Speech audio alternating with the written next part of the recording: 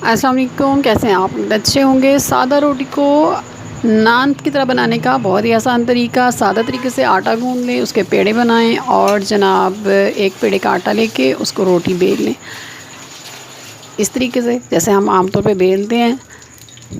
ये मेरे पास fry pan है, स्टेनलेस स्टील का है। इसके ऊपर मैं बना रही हूँ और इसको गर्म करें।